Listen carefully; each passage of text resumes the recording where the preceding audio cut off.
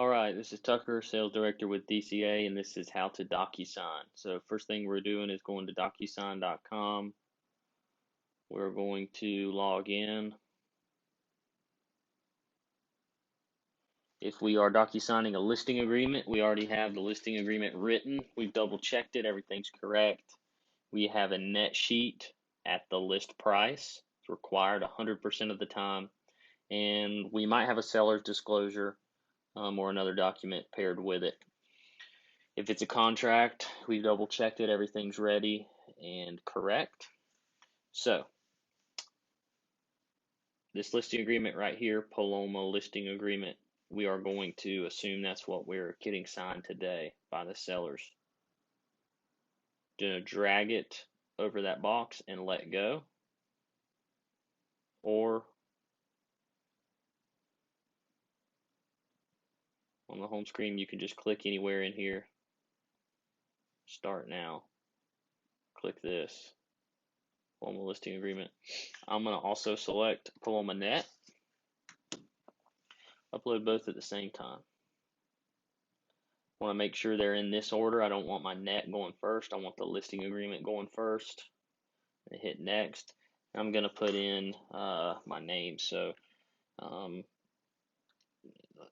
going to put in, and I know these aren't the names in the listing agreement. This is just for the sake of not accidentally sending an email to a customer.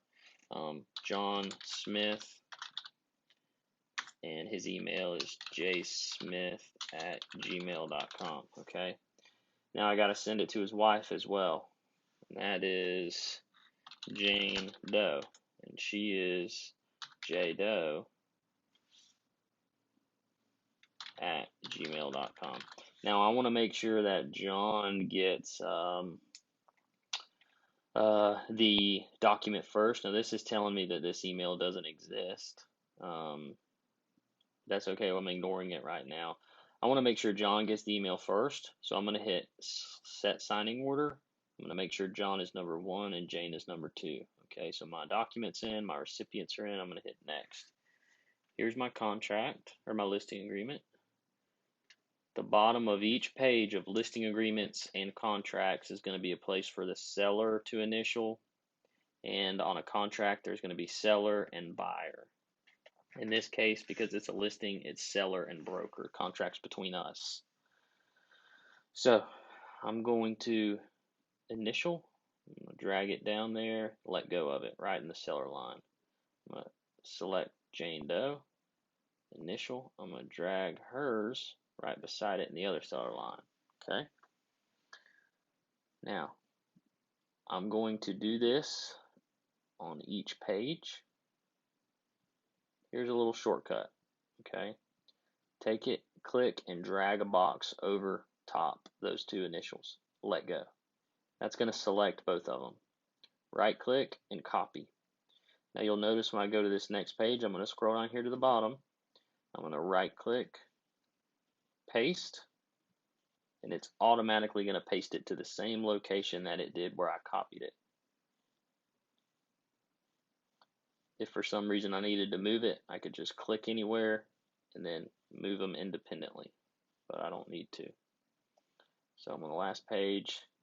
Remember, there's always going to be an initial on every page, but here on the last page of the agreement, there's also signature lines. So I'm going to signature, date, select Jane, signature, date.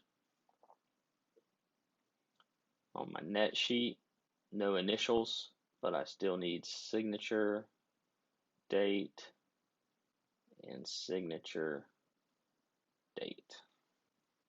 All right. So when I'm all done, I'm going to hit next. This is where I can type in a little message if I want. Here are the documents. Please call me directly at 352-494-673 for any questions. Now remember, this Contracts at Daniel Craps account is a shared office account. So if you write a message in here, make sure you very clearly sign it. You put a phone number, you say call me, make sure you include your personal number. Then I would hit send, and it's sent. Now, let's say I'm, a few hours goes by, I want to check and see if it's signed. So I'm going to go to here on the home page, waiting for others, and I'm going to look now if they have not signed it yet. It's still going to be on this page, but none of these agreements are mine. These are all other agents who have access to this account. So just to be polite and not accidentally mess up one of their emails, I'm not going to click any of these to show any examples. Please do not click on any documents that are not yours. But let's say that we were sending to Timothy and Maria. This is where it would be.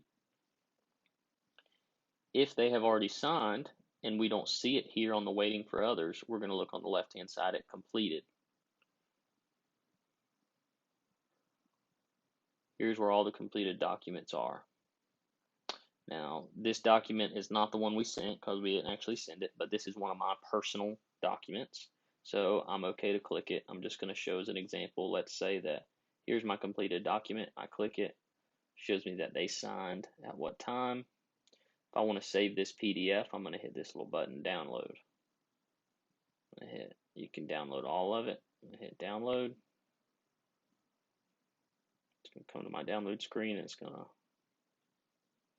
allow me to open up this folder. Here are all those documents. Now that file had a lot of documents in it compared to an average. So we will click on another one.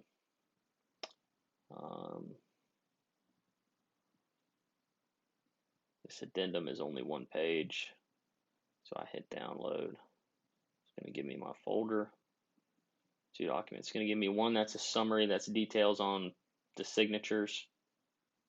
We don't really use those for anything, but here's my signed document. This is the person I sent it to sign. So now I have a fully executed addendum or contract or listing, and I'm ready to email this out to Lisa, the title company, Jennifer, the lender, whoever needs it.